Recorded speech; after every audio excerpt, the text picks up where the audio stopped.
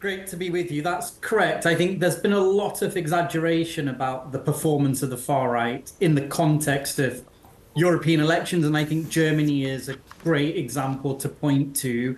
The AfD has been resurgent. They've been doing incredibly well in Eastern Germany, polling at some moments at around 30%, much more substantial than the governing coalition. But they are now beset by a set of scandals that has seen their vote share plummet. And I think that will be the case both domestically, but also in the case of the European vote on the 6th to the 9th of June. So to that point, do you think this has really damaged the far right's chances in the EU elections in terms of German representation? I think in Germany, absolutely, but also more broadly. You will see more right-wing MEPs in the European Parliament in the context of the next legislature. That's clear. I don't think what we will see is a supermajority, a coherent far-right bloc that is able to push the European legislative agenda to the far right over the next 5 years. I think there is little or no risk of that. That's partly because the far right don't organize well. It's partly because many of them disagree among themselves. It's partly because they just don't coordinate well in Brussels. And so even if you do see more far-right lawmakers in Europe, I don't think they're going to have a meaningful impact on the policy prospectus over the next 5 years. So tell me what you made of Italy's Meloni trying to sort of capitalise on what she sees as an uptick in support. Do you think, the convention that they had, do you think she's trying to drive greater support? Will it actually eventuate?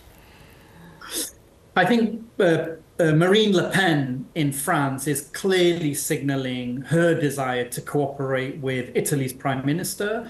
That's because the French far-right leader is looking for an opportunity to mainstream herself with a view to challenging for the Élysée Palace in 2027. There are French presidential elections in 2027, and Marine Le Pen looks as if she will be the centre's most competitive challenger. Giorgia Meloni, I think, will pivot to the centre. She will gain a lot by supporting von der Leyen's majority. There will be meaningful representation for Italy in Brussels. She will extract lots of money and policy benefits and otherwise. So I think Meloni, despite the concern, will see that it is in her interest to lean into the centre and support von der Leyen, and I suspect that's what she will do. And I think that is the view of most of the people I talk to in Brussels, officials and otherwise. That's interesting.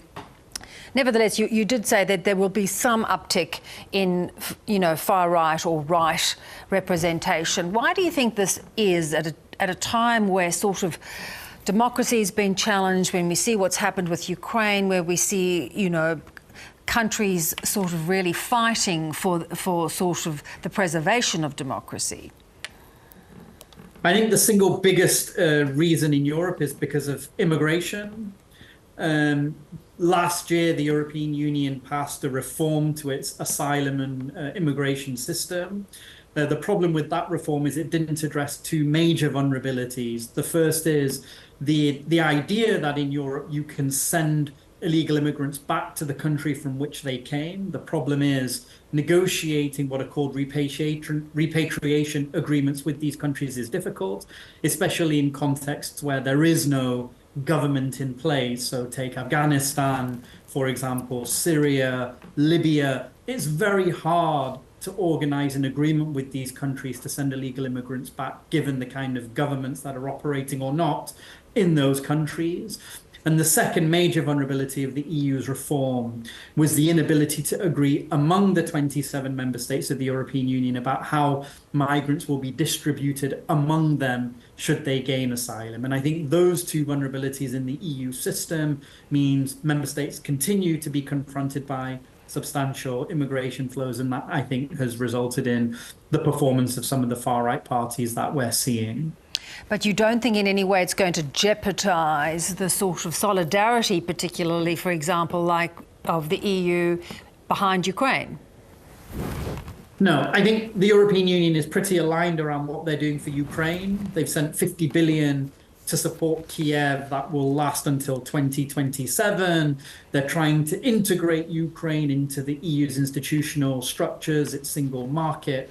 That is a long-term project that I think will continue. And then countries are negotiating what are known as bilateral security guarantees. This is effectively a willingness to provide a certain level of military support to Ukraine, not to fight this war, but in the future, in the event there is a further incursion into Ukraine's territory over the medium to long term. Where there is no agreement in Europe on Ukraine is what to do if Donald Trump wins the US election on the 5th of November, and what implications that would carry for Ukraine and its territorial integrity, and what that would mean for European security. I think on that issue, there is a lot more work to be done between France, Germany, Poland, and other countries. Yes, I think that remains such a big question mark. Great to get your analysis, Mujtaba. Thank you.